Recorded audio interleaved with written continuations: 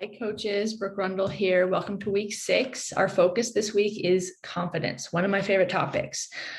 In the workbook this week, I have 3 activities for the players to use to help improve their confidence. The first one is a self-esteem and success list. This is a really great activity.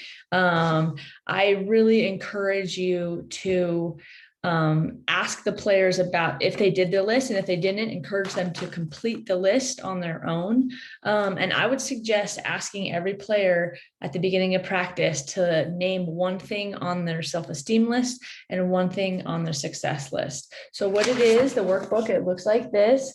We've got self-esteem lists on page 22, is write a list of qualities and strengths that the player likes about themselves. So something that they like about themselves, maybe they are a good listener or a hard worker, just something that they like about themselves. And on the success list, it is something that the player, the student athlete has achieved in their life that they feel proud of.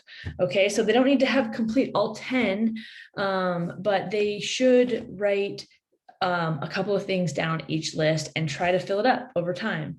And the purpose of this list is this is something that they can refer back to and read maybe the night before tournaments, or when they're feeling low, when they're feeling down, when their confidence is down. They can come back to this list and reread it. It's a tool that athletes can use to help build their confidence, to remember the things that they like about themselves and all of the successes that they have achieved in the past.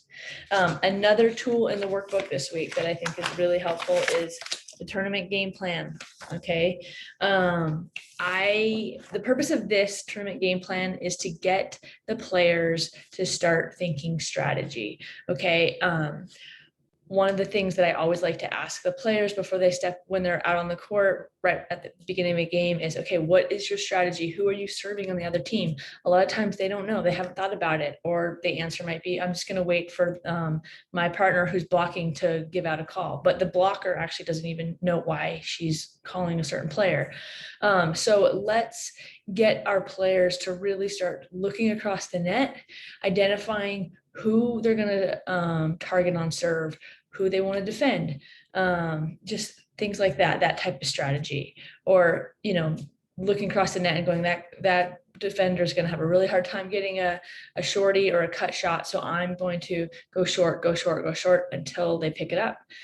So just that kind of strategy, really want them to start thinking about that. So this tournament game plan is it's a way for them to write down notes against, when they're playing a specific team, tendencies of their opponents or strategies that they're going to use against specific matchups, to help the players start thinking about strategy. Because we really want them to shift from that indoor mentality where the coaches are just telling them the strategy, to the beach mentality where they're thinking on their own and coming up with the strategy and adjusting it along the way.